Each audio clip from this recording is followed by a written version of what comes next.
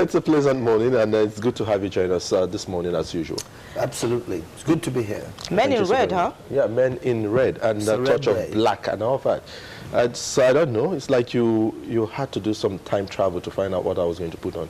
Well, I'm a security expert, so I find out these things quite easily. It's got into your head, huh? It's called intelligence. I don't want to say anything further. All right, let's get back to the issue.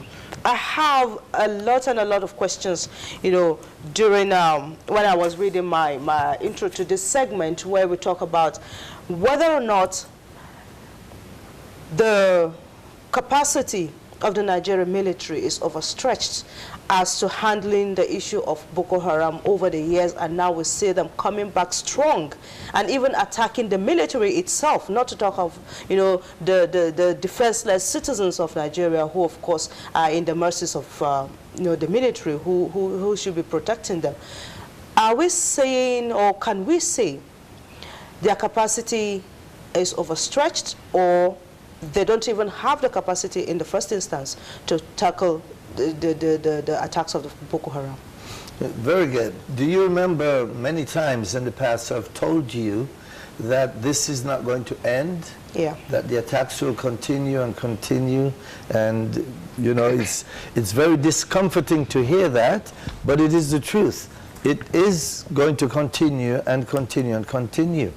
And what Boko Haram has done is, I know we use the word resurgence, but resurgence means that you went away and came back, and then came back. They never went away. But they went to sleep for a short while, and we've never heard of attack as immense as the one we've heard about a couple of days back.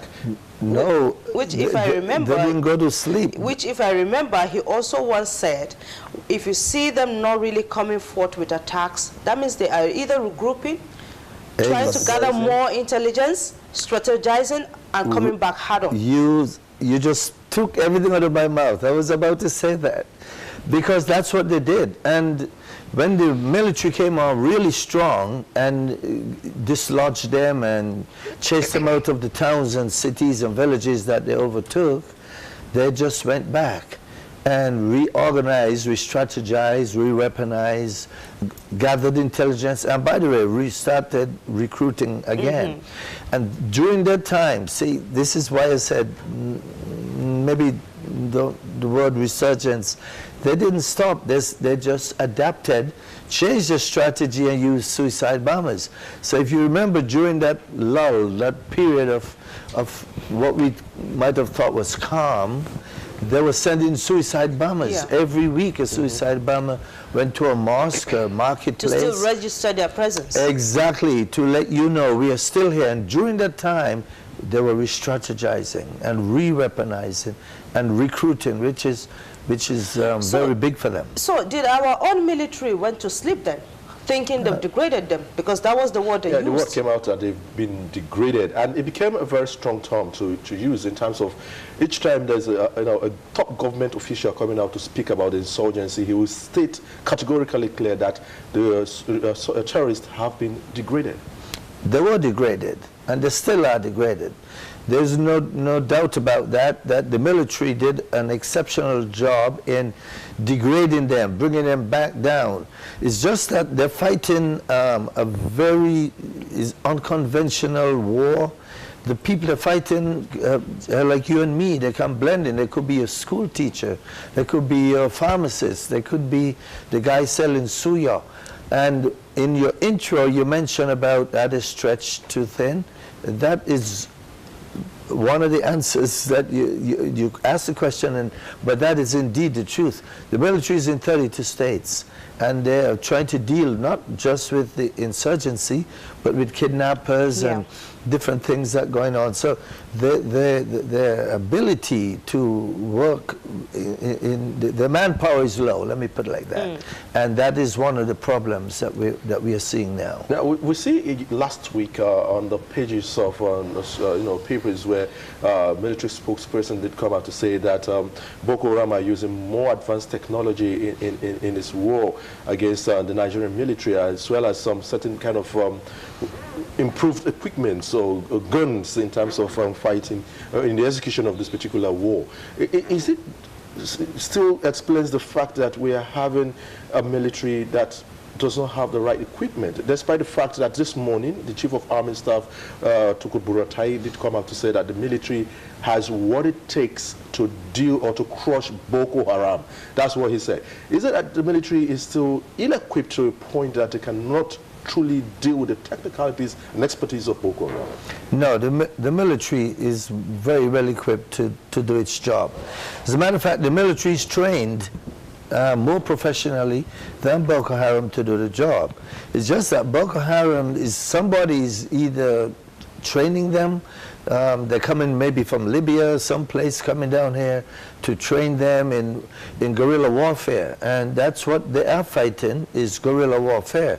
And the military is still adapting to guerrilla warfare strategies and tactics, because this is new to most militaries all over the world. They're not accustomed to fighting the guerrilla warfare type of fight. But if I were the military or somebody advising them, I would tell them, go and get the hunters. Why get the hunters? Because the hunters are the same as Boko Haram. They're from the community, they're in the community, of the community. They know these people, they know each other. Those hunters know who the Boko Haram people are, and they can gather intelligence for you easier, quicker, and better than if you send a soldier in, because they are of the people. They and the Boko Haram are almost the same. It's just that one chooses to be in the terror. And the tactics and their pattern of, fight. Exactly. And they're all up in the mountains. They can go. They know the terrain. They know the place. They know where the guys will hide and can hide, and let them battle. All countries in the world do that. But do you see the military, stooping that low to say we want to use a different strategy in really dealing with this insurgency that we have here in northeast Nigeria, going as low as saying, yes, officially or off the record, that we're going to employ the services of the hunters to help fight or deal with Boko Haram? Do you think it's something they can easily admit to? It's a good question. I don't think it's stooping low. I think it's just using your resources. When we were in Afghanistan, do you know who we used to go to? We used to go to the militia men, the criminals, the guys who sell cocaine and hashish. We went to them and did business with them. We don't like what you're doing, but right now we need your help. We're going to pay you, and we want you to go up in the mountains with us so you can help us wipe out the Taliban. And that's what we did, and that's what we were able to come to some successes in the war there. You're not stooping low. You're just using the resources that are there for you. And I don't think they would think they're stooping low, would they? But they have the capacity to do it. Just reach out and say, we want your help. In reaching out, I know some years back too, we've had the U.S. also, reaching out to help the Nigerian government and the Nigerian military, in terms of weaponry and all of that, to also help, the fight against insurgency. Likewise, the Russian government also, reached out.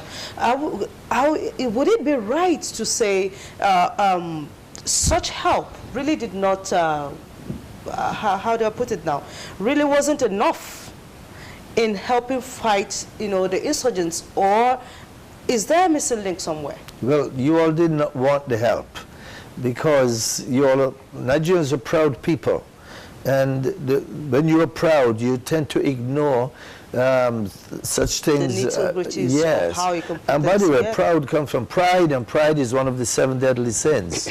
So, pride will kill us and has killed people. So sometimes we need to forget our pride and reach out and beg for help. If you need something, ask for it, and they will be given unto you. At least that's what they say. As long as you achieve your aim at the end exactly. of the day. So, as long as you achieve your goal at the end of the day, just go out and ask. So ask these people to come, help you, have them assist you. When it's over, you can do something with them. Maybe integrate them in some form of paramilitary to help you. The British did it, the French did it, the Americans do it.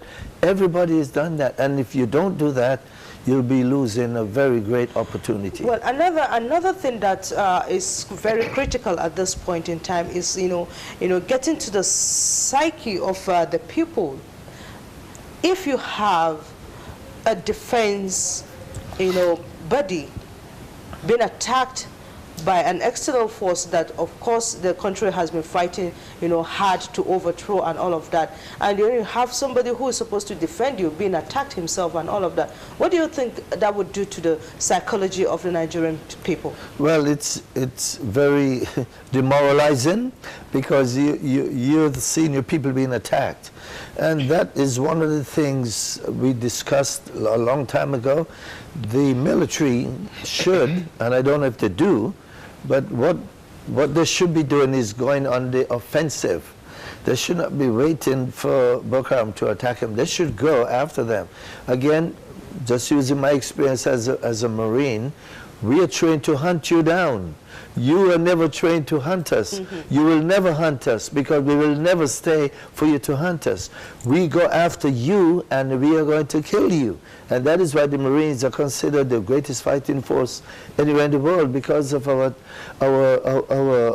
mission, which is hunt you down.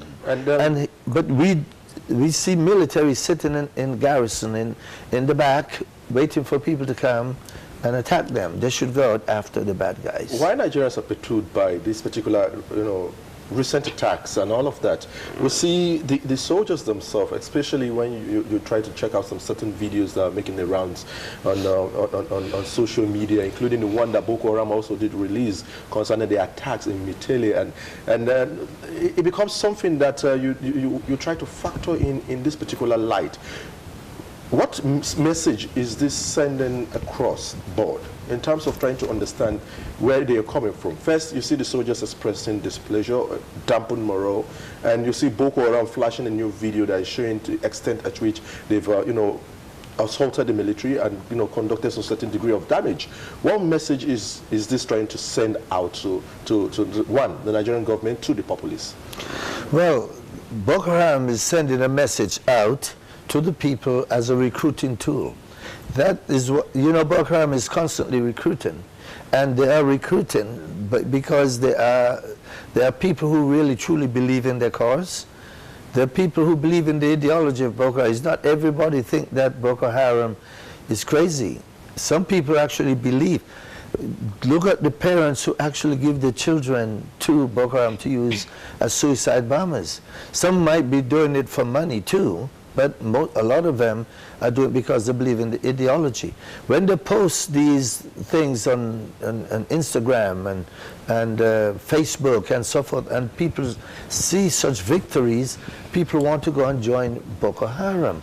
And by the way, Nigeria has 10 million children out of school. And the Northeast has about 70%. So you have about 7 million children here out of school. Easy prey. Easy prey for recruitment. You can pick these people up anytime you want and recruit them, and that's exactly what Boko Haram does. The military has got to be able to get as savvy as Boko Haram in posting stuff on the internet. The military really does that. Boko Haram does it. But if the military were to match them word for word, video for video, people will start wondering, I wonder who is right or who is wrong. Which to believe. Exactly. But when you sit silently and you see the other person sending out, uploading these videos all the time, you tend to believe them, and then they start to look like Rambo. Let me come in here again. Is it enough for the military to tell the public that disregard the video from Boko Haram? We are trying to authenticate this video. Until we authenticate this video, Nigeria should not pay attention to that. Is it enough for them to come out to release such kind of statements? No, I think the military is just trying to do control putting in control mechanism. Yes, they're trying to control the narrative and what they see and what we are seeing, and they're trying to. But I think that they shouldn't do it that way. They should just come straight out and say, we don't know. We are still trying to authenticate it. and don't say don't be watching it, and then because the Nigerian people are much smarter than that, and that's what causes the confusion and the discussions and the arguments. And they're not even managing the damage control mechanism effectively, because that is not really getting to the hearts of Nigerians as to believing what they see on social media and what they hear and read on papers and all of that. And that's one of the bad things about military all over the world. They don't understand the should I say, how to manage these kind of things, because it's new and it's technical, and you need people with PR experience. But even if you don't have PR experience, you need the media background, the savviness of people like you, who ask the questions and can frame things in such a manner that people will understand. The military all over the world is still working on that, to include the United States. But the military here, I wanted to say, is trying their very best to contain the problem. Because if they weren't doing as good as they were doing, they're keeping it and containing it in an area, they would all be here. They will be in Yola and Jamaica and all throughout. So let's give them the credit that they're keeping it away from us so that we can walk around freely and go to the market freely. And it's too bad for the people up in the north, our sisters and brothers in Borno and those places, but they're doing the best with what they can. They just need more resources so they can do better. If you try to do an analogy of what the military, the Nigerian military is using in the execution of this war, you find out that there's a lot of gaps and which needs to be filled. One of such gaps is the issue of intelligence gathering. What would you say to the issue of intelligence gathering as it concerns the execution of this war? Well, if you want to win any war, any battle, anywhere in the world, you must have good intelligence.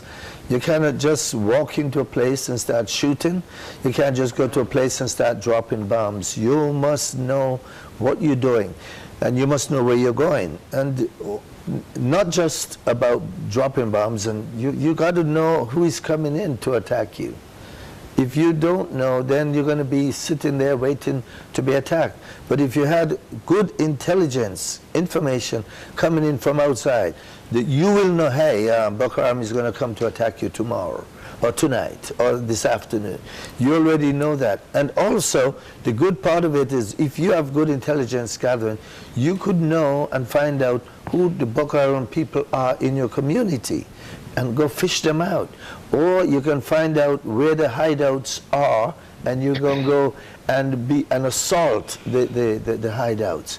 That is how you do it, but you get it through intelligence gathering. So that was a very good observation, intelligence and surveillance. But here's the but: they go hand in hand with community policing, or with the community. Last week we spoke about community policing. Sure. You cannot get good, proper intelligence unless the community is willing to give it to you. Dr. Lionel, how would you explain this issue of the community being part of intelligence gathering in terms of speaking out when there's need for them to speak out?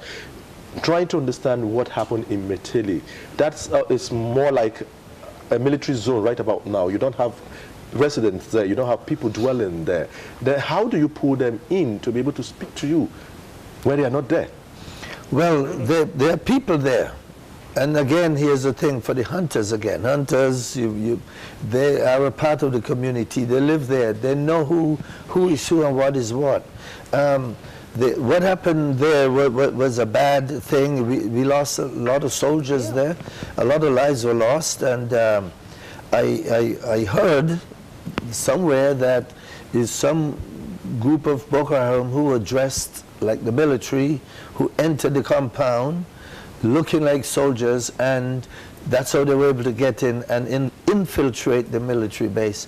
I don't know how true it is, but that's some information that's out there. But that's the issue of intelligence. Exactly. Possibly there's been a study by the Boko Haram, terrorists itself, to have an understanding that we can easily infiltrate such camps if we can dress like them, because There is no specific identification and all that. Yeah, how can no, you we're not identify even your to own? speak about the modus operandi of how the military, executes this war.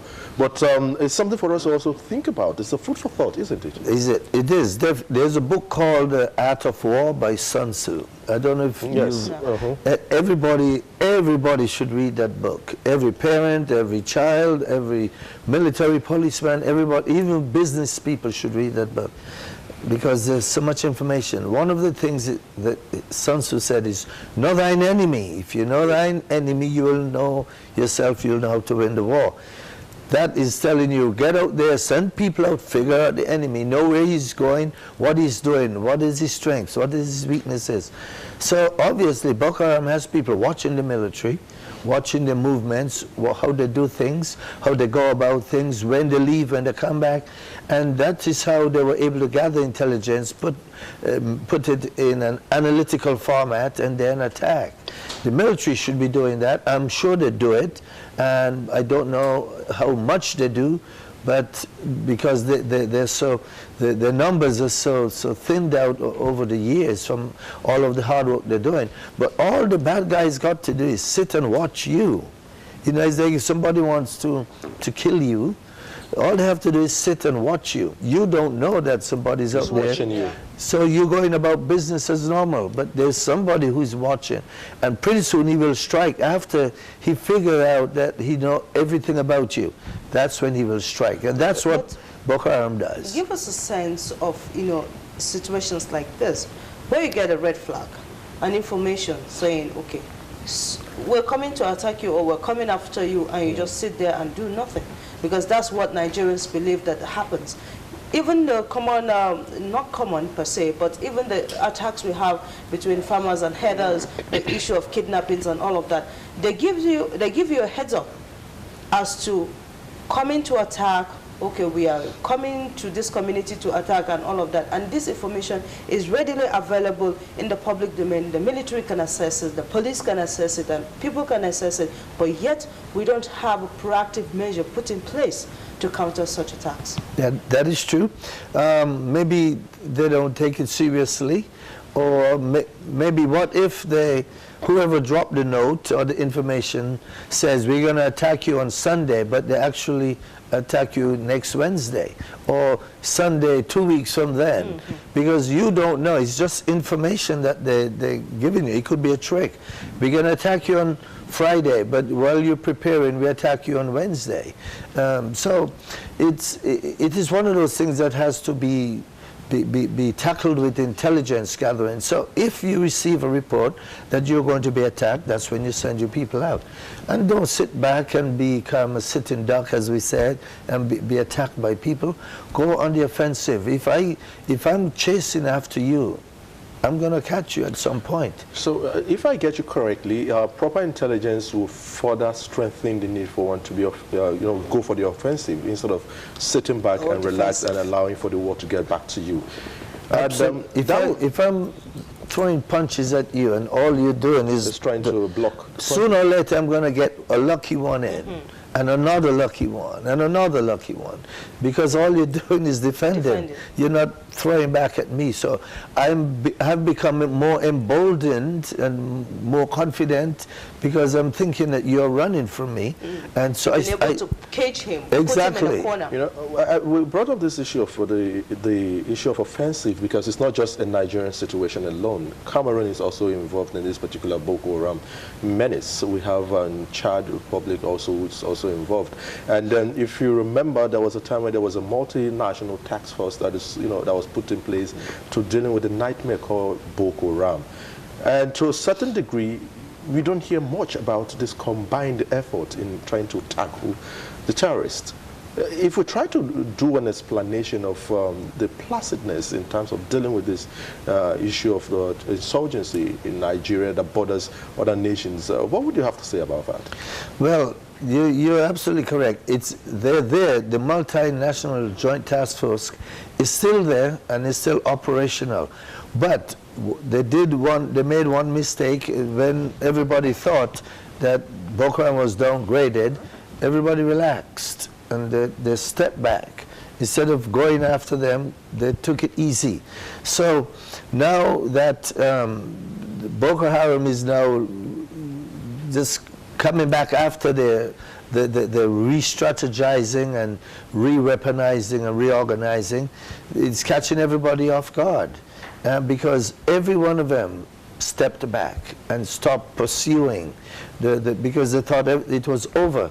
And another thing is, remember that all these countries never really got along in terms of command and control. So because they never got along, even in the beginning, they only came together to protect a common enemy and a common interest. But they never really care about each other that much. Now that the president went there to reconstitute a meeting to see what they can do to pull the task force back together, maybe we'll see some work. Are we fighting a terrorist group that is so impossible for the nation to defeat? When you try to take into cognizance the fact that we were once told that Boko Haram has been pushed to a particular territory called the Sambisa Forest, and the Sambisa Forest has become an indefinite point where we have failed to really get in to deal with these terrorists in that particular unit. Is Sambisa Forest at the heart of the narrative and trying to speak about the terrorist attack in Nigeria impossible and difficult for the military to get to? No, I mean, yes and no. The place is huge. It's big. You can put United Kingdom and Denmark and Sweden all in the Sambisa Forest. But it does not cover, the Sambisa Forest does not cover the rest of the landscape that we have in Nigeria. It's just a fraction of part of the land that we have in this country. It's a fraction of the land mass, but the state of Borno is so big that it makes it difficult and impossible to find people, because when you hit and run, how do they find you and where do you go? So that's what makes it really difficult. But what I think, come back when you ask about your question, I do believe if the government would go and try to negotiate with Boko Haram. Which one? Because we're told that it's more than one. We have Al-Banawi, we have two. Which one are we speaking? Both of them. Both of them. There is no war against a terror organization was ever won strictly by the military. You have to negotiate. Look at what happened in Northern Ireland with the IRA. They fought for 40 years. But what ended it was negotiation. They came up with negotiation. Look at what happened in Colombia. For 50 years, they were fighting an insurgency. It ended after they got together and decided to talk just about a year ago. That is what I know governments say we don't negotiate with terrorists. It's a lie. They all do behind the scenes. And if you can't just sit back and say we don't want to negotiate with terrorists, because it's the wrong thing to do if we were to do it. And by the way, the solution is related to the problem. So if it is a political problem, then you need a political solution. If it is an economic problem, you need an economic solution. And to go along with what I said about negotiations, you must have a thriving economy. You must have, there must be jobs for young people. You must get rid of poverty. Otherwise, if you don't do that, you get more people recruited right back into those. But as it is now, that's going to be a difficult one, because Nigeria is still battling a lot of issues economically, politically, and otherwise. Do you think negotiation at this point is the way out? They won't negotiate now because they don't know who's going to win. So nobody's going to negotiate with anybody. Boko Haram is not going to negotiate with the present government in case there's a change in government, and they're not making any deals unless some deal was made a long time ago and it was a sweet deal, and they said, let's do it now before the new one comes. So it muddles everything, and you're so correct. With all of the things going on now, no one is going to touch anything. And by the way, again, Boko Haram is going to use the opportunity of the politics and the political time frame. They're going to use the Christmas holidays. They're going to use all of these other things, between, like the herdsmen, farmers clashes, to even do worse things. But so how do you spot the difference now? That's another fundamental question. Intelligence. Intelligence. The DSS is working on these kind of things. The police have their own intelligence. The Army has their own intelligence. The Air Force and Navy, they all have their own. Even Immigration and Customs have their own intelligence. These people need to get together, sit down, work together. Who's going to work in what sector? Who's going to work in what sector? Who's going to do this? Who's going to do that? Who's going to report? Who's reporting? Who's taking the lead? These are the things they need to do. Come together. If you send out a massive intelligence force out there and do intelligence gathering, we can win this. But if you don't do it, you will be doing it for another 30 years.